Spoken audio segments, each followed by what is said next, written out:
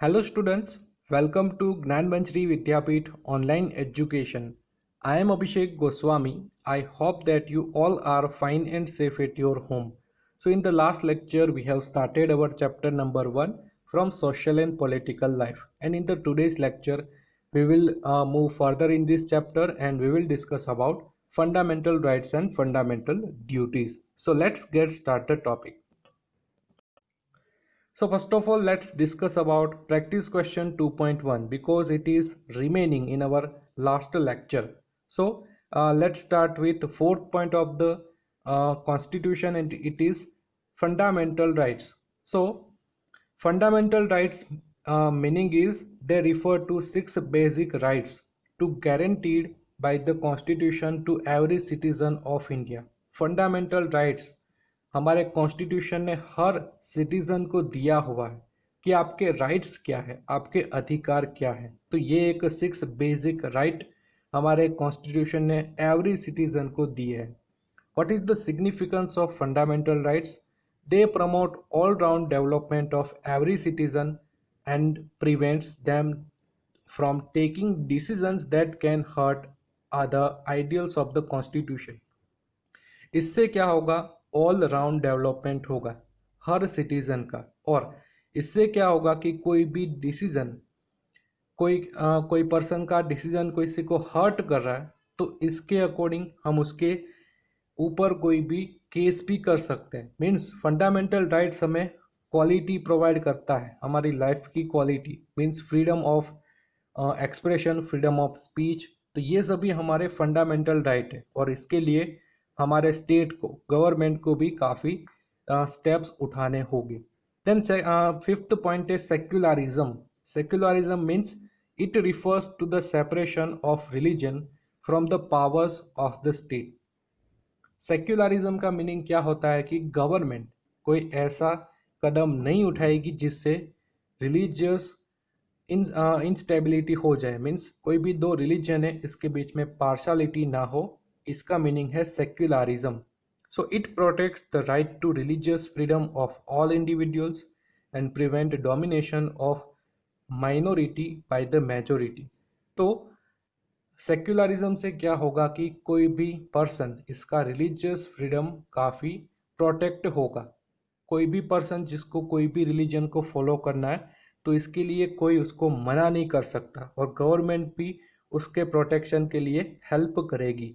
इससे क्या होगा? मेजोरिटी पर्सन है ये माइनॉरिटी के ऊपर कोई डोमिनेशन नहीं कर पाएगी। Then let's move to practice question 2.2. So read the situations given in the table carefully. For each situation, imagine what would happen under the opposite conditions and fill in the table. So यहाँ पर दो हमें different conditions देखने को मिल रही है। First condition ये है कि what would happen if there was no separation of powers, and second है what would happen if there was separation of powers। Means first box है कि जहां पर कोई पावर का सेपरेशन नहीं है, सेंट्रल गवर्नमेंट प्रॉपर काम कर रही है और स्टेट गवर्नमेंट और लोकल गवर्नमेंट नहीं है, means no separation of powers. और सेकेंड पॉइंट है कि यहाँ पर जुडिशरी, एग्जीक्यूटिव और लेजिस्लेचर का कोई सेपरेशन ही नहीं है। तो इससे क्या होगा, और अगर सेपरेशन होगा तो क्या होगा। सो फर्स्ट कंडीशन देखते हैं। Ram Mohan is the health minister. He misused his power to divert funds for constructing government hospitals to in his bank account. When a journalist reported to this through newspaper article, Ram Mohan got her arrested and sent to jail for 6 months. तो यहाँ पर क्या है कि separation of powers means judiciary नहीं है। तो अगर कोई करप्शन कर रहा है, कोई गलत काम कर रहा है तो उसके ऊपर कोई केस नहीं होगा, उसके सामने कोई आवाज़ नहीं उठाई जाएगी। अदरवाइज सेकंड प्रॉब्लम भी क्या होगी कि कोई जर्नलिस्ट उसके सामने रिपोर्ट करता है तो उसको 6 महीने के लिए जेल में भी भेजा जाएगा राम मोहन के द्वारा। तो ये सिचुएशन है कि जहाँ पर सेपरेशन ऑफ पावर्स नहीं होगा, मीन्स यहाँ पर जुडिशरी नहीं होगी, एग्जीक्यूटिव और लेजिस्लेचर नहीं होगा। देन सेकेंड बॉक्स है कि what would happen if there was separation of powers, जहाँ पर सेपरेशन ऑफ पावर्स होगा यहाँ पर ये सिचुएशन क्या होगी. So Ram Mohan is the health minister. He diverted government funds into his bank account. When a journalist reported this through a newspaper article, the opposition demanded for an inquiry, and he was arrested and tried by courts and sentenced to jail. तो अगर separation of powers होगा तो एक opposition होगा जो demand करेगा कि inquiry बिठाई जाए उसके ऊपर. सीबीआई ये सभी उसके ऊपर इंक्वायरी करेगी. देन सेकंड है कि जुडिशरी भी होगी, तो उसको अरेस्ट भी किया जाएगा, उसको कोर्ट में भी लिया जाएगा, और अगर वो कुछ गलत काम कर रहा है तो उसको जेल में भी भेजा जाएगा. सेपरेशन ऑफ पावर का मीनिंग क्या है कि यहाँ पर जुडिशरी सिस्टम होगी, केस चलेंगे, कोर्ट सिस्टम होगी, तो इससे क्या होगा, सभी को इक्वल जस्टिस मिलेगा. देन सेकेंड एग्जाम्पल ये है कि साक्षर is an MLA. The state government recently launched program to build houses for 50 poor families in each assembly constituency. The scheme is being implemented by the Department of Housing and is being supervised by its minister and the district collector. Sakshar uses his authority to influence the minister and district collector and gets 10 of these houses allotted to his friends. तो first है कि साक्षर एक MLA है और ये 50 poor families को house allocate करता है. बट क्या होगा कि ये अपनी ड्यूटी का गलत फायदा उठा के 10 हाउसेस से ये अपने फ्रेंड्स को अलॉट करना चाहता है. तो यहाँ पर कोई एक्शन उसके सामने नहीं होगी, because no separation of powers in this situation. But second situation में हम देख सकते हैं Sakshar is an MLA. The state government recently launched the program to build houses for 50 poor families in each assembly constituency. Sakshar wanted 10 of these houses to be allotted to his friends. However, he does not have any authority to do so as the scheme is being implemented by the Department of Housing, is being supervised by its minister and the district collector. First में क्या हो रहा था कि allotment किसको करना था, MLA को और अदर पर्सन को. यहाँ पर किसी का सुपरविजन नहीं हो रहा था. But second condition separation of power है, तो यहाँ पर सभी का प्रॉपर सुपरविजन होगा, सभी अपना काम काफ़ी बखूबी से निभाएंगे, तो कोई करप्शन हमें देखने को नहीं मिलेगा. तो ये है benefit of separation powers in India. Then let's move to practice question 2.3. So, what do you think would have happened if there was a single level of government in India? क्या होगा अगर हमारे इंडिया में single level government होगी, means government of India होगी, कोई state government या local government नहीं होगी, तो क्या होगा. So if there was a single level of government in India, only the central government would make general laws that would then apply to all. तो इससे क्या होगा, सेंट्रल गवर्नमेंट कोई भी लॉ बनाएगी और पूरे कंट्री को इसको फॉलो करना होगा. It would not take into consideration of differences in requirements of people from different regions of the country. यहाँ पर कोई भी कंसिडरेशन नहीं होगा डिफरेंसेस का, क्योंकि हमारे इंडियन स्टेट्स में काफ़ी डिफरेंसेस देखने को मिलते हैं. तो यहाँ पर कोई पॉइंट्स इंक्लूड नहीं किया जाएगा. ये डिफरेंसेस के लिए सभी के लिए इक्वल लॉ, इक्वल रूल्स बनाए जाएंगे. So in a diverse country like India, it is important to ensure that the decision making process does not merely involve a few people sitting in the capital city of New Delhi. Diverse country like India, हमारे India में काफ़ी ज़्यादा diversity है. State में diversity है, languages, then culture में काफ़ी diversity है. तो ऐसा नहीं होगा कि कोई एक पर्सन जो दिल्ली में बैठा है ये पूरे इंडिया का इक्वल लॉ बनाएगा. स्टेट गवर्नमेंट का भी काफ़ी अच्छा रोल होगा. स्टेट गवर्नमेंट स्टेट के अकॉर्डिंग कुछ लॉ बनाएगी और ये केवल स्टेट के पर्सन को ही लागू होगा. तो इससे क्या होगा, काफ़ी प्रॉपर मैनेजमेंट हमारे इंडिया का हो पाएगा. बट अगर सिंगल लेवल गवर्नमेंट होगी तो ये एक प्रॉपर सभी के लिए सेम रूल बनाएगी और इससे काफ़ी प्रॉब्लम्स हो सकती है. Then let's move to practice question 2.4. So read the descriptions of the people and identify the organ of the state to which they belong. Fill in the blanks with the names of the organ. So आपको ये answer अपनी supplementary book में directly लिखना होगा. तो first of all, Suresh is an MLA of the opposition party in Maharashtra. He belongs to the blank. तो यहाँ answer आएगा लेजिस्लेचर, बिकॉज MLA का फुल फॉर्म होता है member of legislative assembly, means legislature का पार्ट होगा MLA. That's why it belongs to legislature. Then second day, Rachel is a judge at the Supreme Court of India. She is part of the, तो यहाँ पर answer आएगा judiciary, because जज is the important characteristics of judiciary. Then Mansi is a sub inspector of police. She is part of, answer आएगा executive, because sub inspector central level पे काम करेगा और ये एग्जीक्यूटिव में होगा. जुडिशरी का काम है न्याय दिलाना, लेजिस्लेचर का काम है लॉ मेकिंग प्रोसेस करना, और इंस्पेक्टर ऑफ पुलिस और ये सभी एग्जीक्यूटिव में जो भी है ये लॉ को अप्लाई करना, इसको अमल में लाने का काम करते हैं. Then Abdul is a district collector. He belongs to the executive, because ये सभी एग्जीक्यूटिव के लिए काम करेगा. इस सभी को कोई लॉ नहीं बनाना, कोई जस्टिस या फिर कोई लॉ को डिफाइन करने की प्रोसेस नहीं करनी, सिर्फ लॉ को अप्लाई करने का काम करना है. Like district collector, sub inspector, executive में जो भी है ये सभी लॉ को इम्प्लांट करने का काम करते हैं. Then let's move to our next topic, and it is fundamental rights. So as you know, the constitution gives 6 basic rights to every citizen of India, known as fundamental rights. Each of these rights is listed below and the images show that each right constitutes.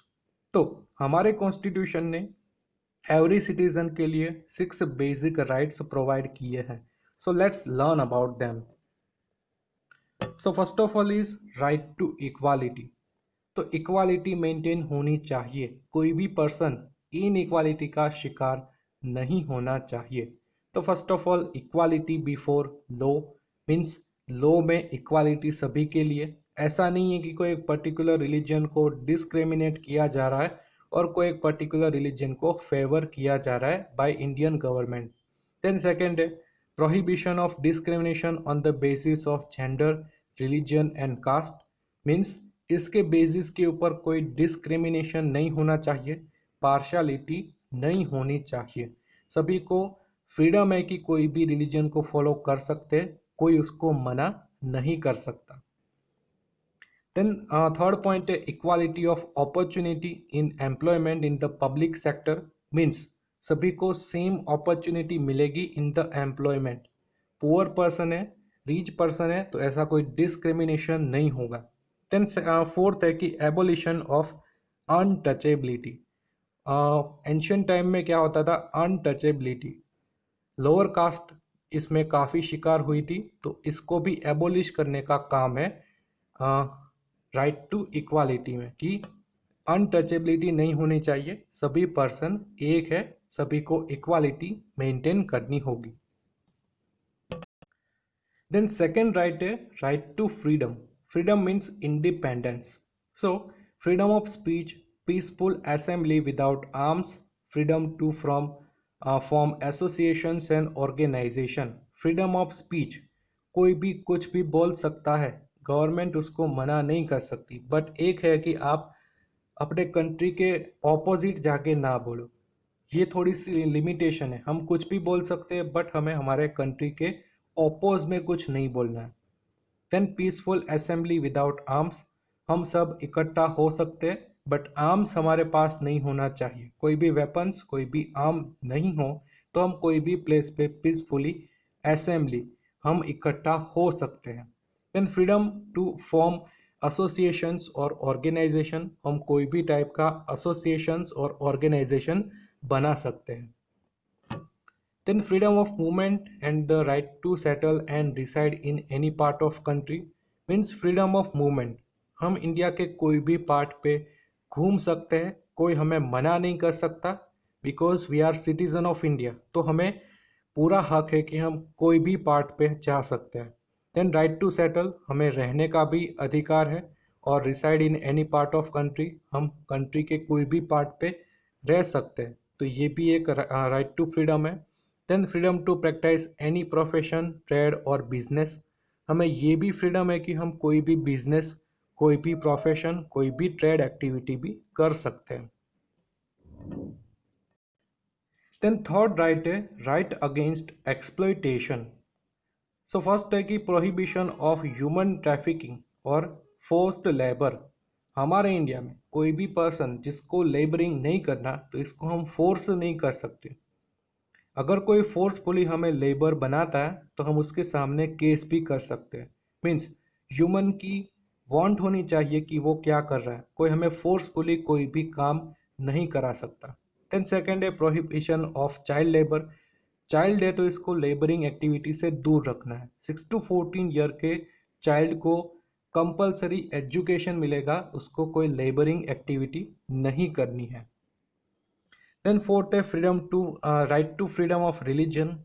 हम कोई भी religion को follow कर सकते हैं, उसको जो भी प्रोसेस उसमें होगी इसको हम काफ़ी इंडिपेंडेंटली हम उसको फॉलो कर पाएंगे। So right to practice, profess and propagate a religion of one's choice, हमें कोई भी मना नहीं कर सकता।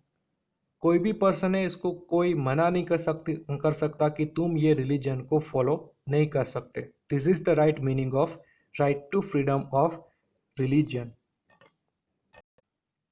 देन फिफ्थ राइट है cultural and educational rights.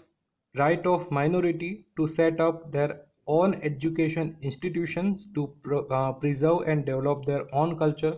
Means कोई भी पर्सन एजुकेशनल इंस्टीट्यूशन को सेटअप कर सकता है, गवर्नमेंट उसको मना नहीं कर सकती। एंड राइट ऑफ माइनॉरिटीज़, जो भी माइनॉरिटी ये अपनी एजुकेशनल इंस्टीट्यूशन को सेटअप कर सकता है to preserve and develop their own culture, अपने कल्चर को प्रिजर्व करने के लिए। देन सेकेंड है कि right of minorities to conserve their culture, language and script. The state can not impose any culture on its citizen. हमें हमारे culture को कंजर्व करने का भी राइट है, लैंग्वेज को और स्क्रिप्ट को। कोई गवर्नमेंट हमारे ऊपर कोई भी दूसरा कल्चर इम्पोज नहीं कर सकता। तो ये भी काफ़ी इंपॉर्टेंट है, कल्चरल और एजुकेशनल राइट्स हमें मिले हुए हैं। एंड सिक्स्थ है कि right to constitutional remedies. So right to legally enforce all fundamental rights that are guaranteed to every citizen of India. अगर कोई राइट्स जिसके सामने कोई वायोलेशन हो रहा है, तो हम कोर्ट में जाके उसको फेस भी कर सकते हैं। अगर हमारा कोई भी फ्रीडम ऑफ, कोई भी हमारा राइट है ये वायलेट हुआ है, तो हम उसके सामने कोर्ट भी जा सकते हैं। तो ये भी है कि right to constitutional remedies. And last है right to education.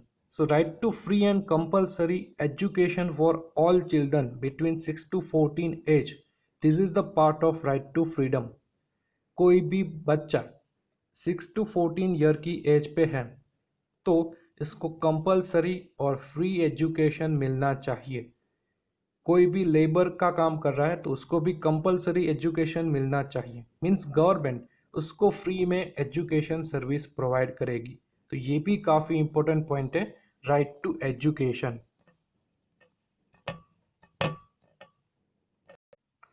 Then let's move to practice question 3.1. So, fill in the blanks in the chart given below the words from the box to explain the importance of fundamental rights.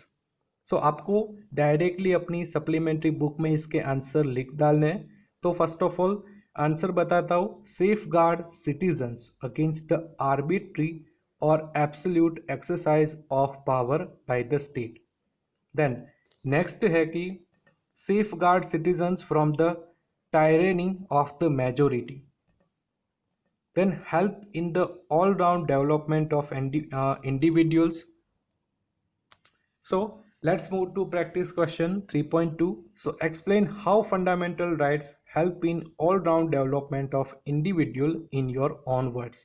So right answer, Fundamental rights help in all-round development of individuals. They are essential to ensure a life of dignity for every individual and help in the development of their personality. They cover different aspects of that are essential for the development of individuals like equality, freedom, dignity, religion, culture, and education. They protect individuals against human rights violation and offer equal opportunities of growth. So fundamental rights all round development हमारा India का है, इससे हमारे India का all round development होगा। क्यों होगा? तो फर्स्ट ऑफ ऑल ये हमें डिग्निटी प्रोवाइड करता है। सभी पर्सन के पास डिग्निटी होनी चाहिए। Dignity means respect. तो कोई भी पर्सन जिसका कोई भी राइट से वायलेट होगा तो हम उसके सामने केस भी कर सकते हैं।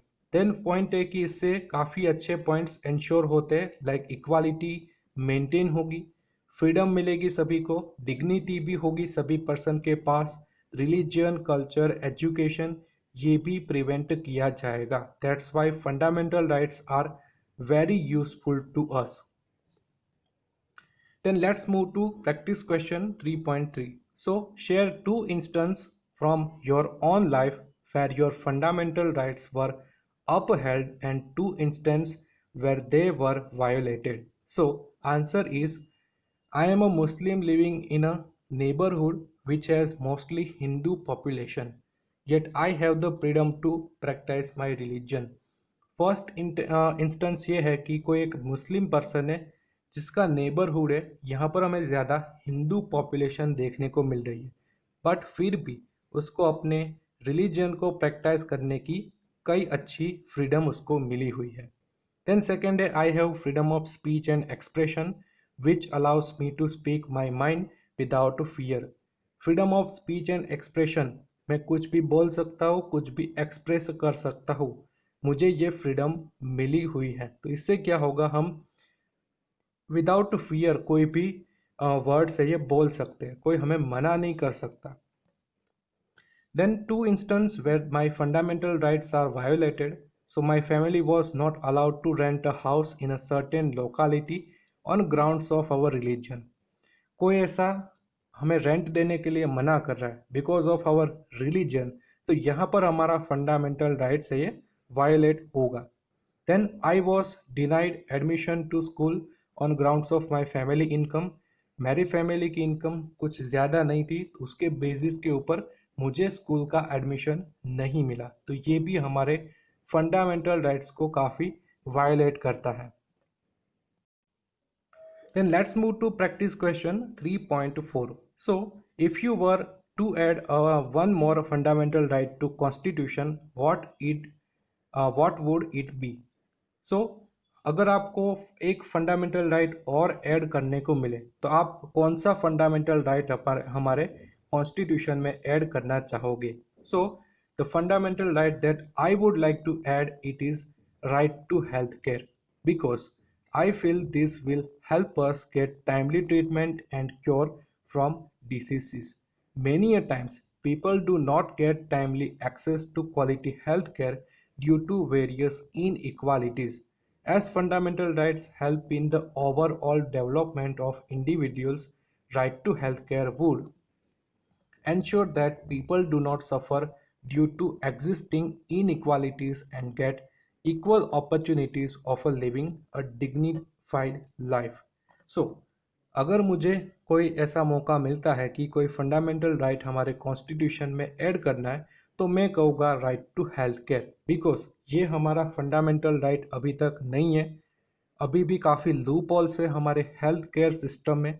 हम बात करें कि कोई भी पर्सन जिसको टाइमली ट्रीटमेंट नहीं मिल रही है फ्रॉम डिसीजेज, हम बात करें कि सभी को सेम सिचुएशन नहीं है, कोई भी रिच पर्सन है तो ये प्राइवेट हॉस्पिटल पे अच्छे दामों में अपना ट्रीटमेंट कर सकते हैं, बट जो पुअर पर्सन है इसको कंपलसरी हॉस्पिटल्स गवर्नमेंट हॉस्पिटल्स के पास ही जाना पड़ेगा।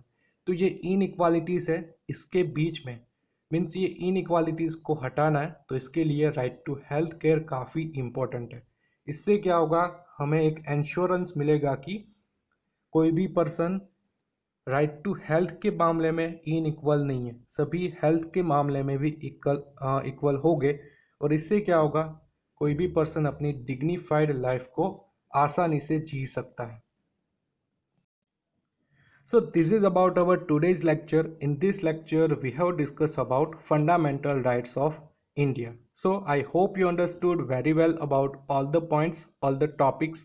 And if you have any doubts regarding all the points, you can ask me anytime. So now this is end of the video. In the next video, we will move further in unit number 1. तब तक के लिए stay home, stay safe. Thank you.